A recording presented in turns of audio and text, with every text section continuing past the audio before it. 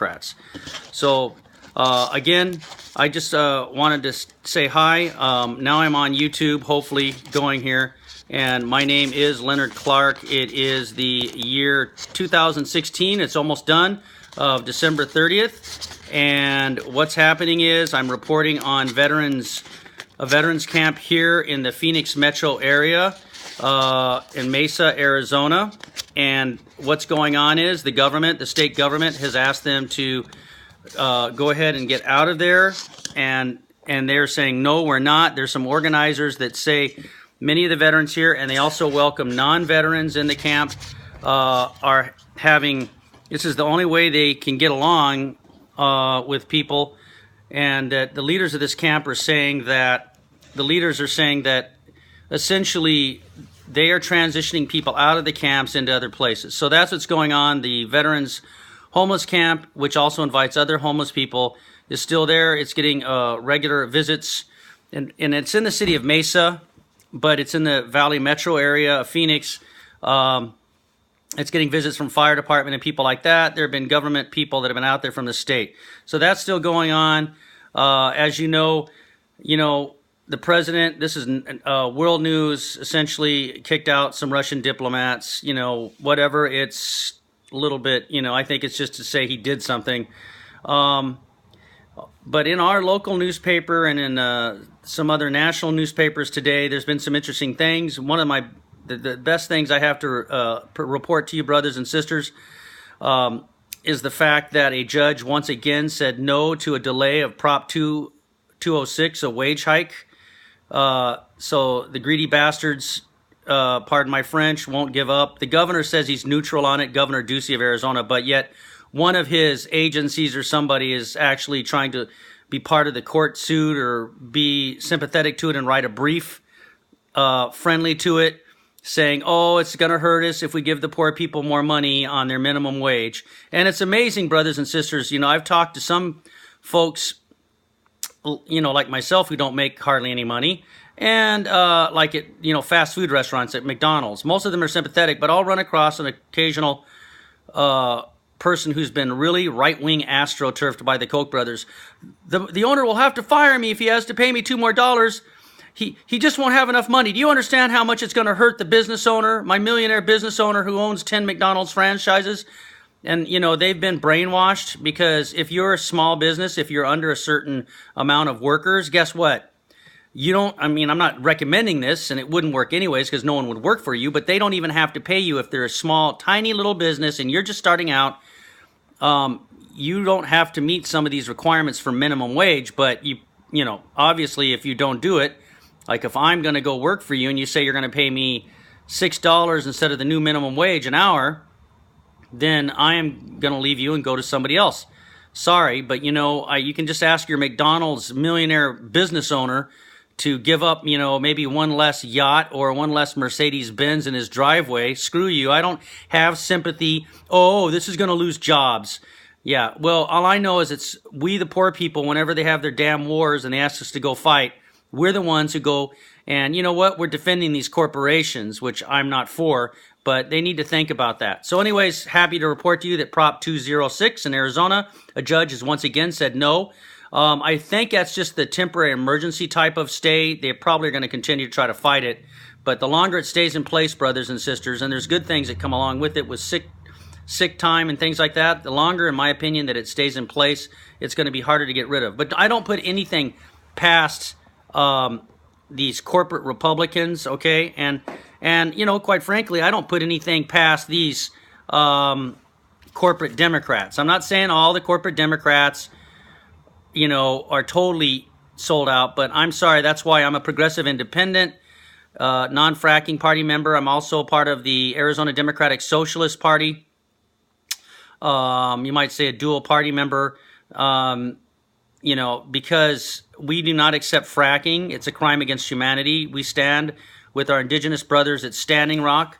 And speaking of that, I know that our president, has come in for some criticism from the left and the right, but I will say that I'm glad that it's in the paper, our paper today here in Arizona, that the president made national monuments in Utah, Nevada, despite opposition, And I really love this quote from the Navajo president today, Mr. Begay, Russell Begay. He stated, "The rocks, the winds, the lands, they are living, breathing things that deserve timely and lasting protection."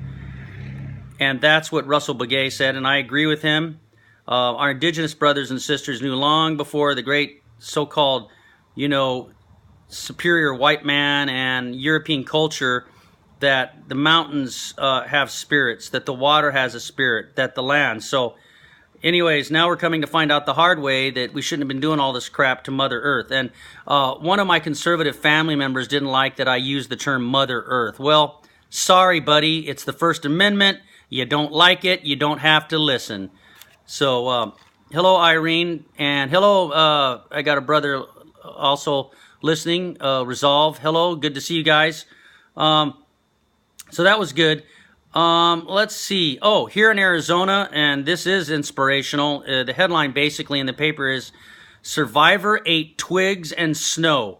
Woman hiked 26 miles to help her family, in the Grand Canyon. I guess her husband could not, was probably disabled, and her child, of course, couldn't help. Their car got stuck in the snow around Grand Canyon." So that's a story. I know that's in the Arizona Republic, and yes, I know I tell you the mainstream media, there's a lot of stuff that I don't like, but I'm one who will listen to alternative and read alternative news, and I will check out most sources. So, that is in the Arizona Republic. Also, today in the paper, cells dripped into brain to fight cancer. Now, it just sounds like another experimental treatment if you think about it, brothers and sisters, but I read this article, and let me tell you, this is more than just, something that they're just trying right now and wondering if it's going to work. This guy had tumors. Well, it goes like this. The idea was to have the flow of the spinal fluid carry T cells, what they call T cells, to different locations along the route of the cancer. And this guy, almost all of his tumors, he would have been dead from brain cancer, within weeks. Well, he's still alive. He went back to work. He's not cured. They're not declaring it remission. So another study, they had 9 patients. Now, 2 of them, it didn't stop the tumors. But the fact that a cancer this advanced has been stopped in its tracks by this new experimental treatment where they drip cells that have been altered into the brain to fight the cancer, turn them into warrior cells. I think that's exciting, and I just hope they could do something like that for Alzheimer's and some other horrible diseases. Let's see what else I saw. Over in New Mexico, they're touting progress in the battle against deaths by overdose. Basically, they're just going to get stricter on doctors prescribing opioids. Let's see what else. And we were talking about the victory we've had so far on Prop 206. The right-wing corporatists are trying, the money grubbers who don't want to pay one extra penny. They also have suffered defeats in 19 more states, it says on a headline, "As New Year dawns, pay increase for millions, boosts in minimum wages will take place in 19 states." So good for that. And again, I do respect my friends who don't believe in a minimum wage, but remember, this federal law does not count against you if you have a tiny little business. It's not until you reach a certain level that you are required to pay your workers. It's something that they can at least try to survive on. Now, you might say, well, Leonard, if I've got a little company and I'm paying people below the minimum wage and the big company's paying above, that forces me to pay minimum wage. Well, I guess you're right. But there are other incentives you can do. That's the fun of a modified type of capitalism. Some of my friends don't believe it at all. I believe that no matter what we do, we're going to have bartering. We're going to have certain things. Do I hope someday we will be like that Star Trek episode where they go back in time, 300 or 400 years to San Francisco to find a well, and the money is, the Captain Kirk hands out money to his crew, and they say, "What is this?" And he says, "It's money. They use this to pay for things." It'd be great if we had that someday, but I know that we're not going to ever really get, rid of, at least a bartering type of system where people trade back and forth. It's these corporate pigs. I'm sorry, there's no other way to say it. These bankers and these people that make their blood money off of sick and dying people, our brothers and sisters and loved ones around the world. They're the ones that should be ashamed of themselves. The same thing for Big Pharma, who say they need to make profits for their shareholders, or we just wouldn't find, all the things that we're finding. That's a bunch of BS. It's just an excuse for their greed. And that actually segues into a headline from another national paper. I guess our friend Trump is going to have preachers who believe that you can get into heaven by making more money. I'm trying to find it here.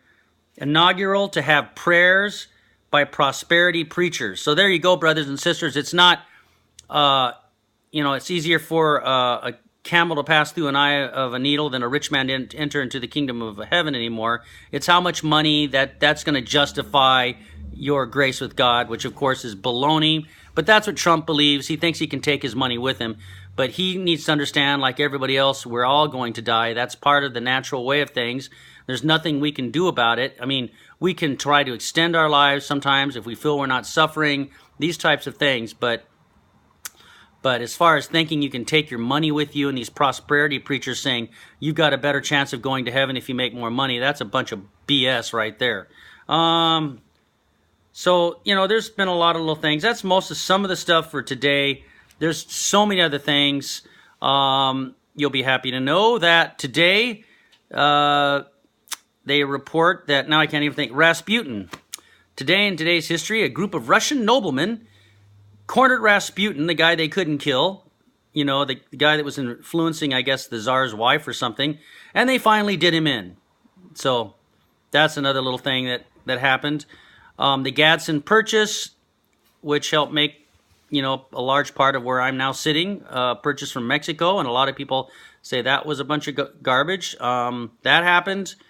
More miscellaneous stuff. The penny, somebody, the government's reporting that the penny, actually, as you know, it still hasn't changed. The penny costs more to make than it brings in, and that's also the case for the nickel. But looks like the Congress has no appetite to stop the penny anytime soon. They do say, interestingly enough, that the dime and the quarter in the United States currency system actually makes money for the government. I don't know, I can't tell you the exact dynamics of it. Also in the financial paper, they're saying, it's December 30th, so obviously they're giving you tips on what to do to help your income because the new year's coming in. And for tax purposes. Also, there's some news, they've been talking about flipping of houses is coming in, but also talking about the great housing divide. Just a lot of different things. Putin is saying, I'm not going to retaliate against the United States government at all, even though President Obama has expelled, 36 of my diplomats.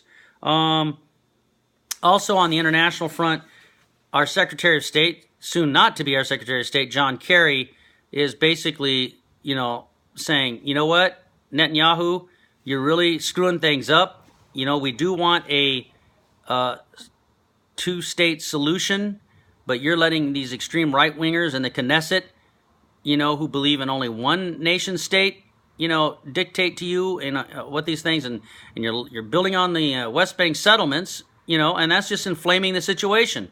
And I'll be honest with you, here's my bias, brothers and sisters, as a progressive independent non-fracking party member and a Arizona Democratic Socialist Party member. I think Netanyahu's got a lot of chutzpah to come over to our country, break our traditions and our protocols, go around the president, go straight to Congress, and then lecture our president on an internal decision that he's made.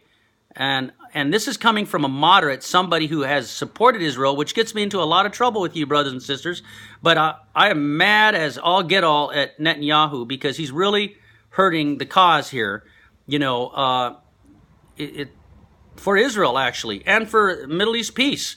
As far as terrorists, I'm like you, brothers and sisters, and, now you have to be careful. They say one man's freedom fires, another man's terrorist. But if you're using violence and you're murdering people to try to achieve your your ends, doing this, then you know what? You're wrong. You're totally freaking wrong. I reject that. Using violence to get your way like that, murdering people, terrifying them. That's kind of like Alan Dulles, our former CIA man, the godfather of the CIA, who assassinated democratically elected leaders in other parts of the world.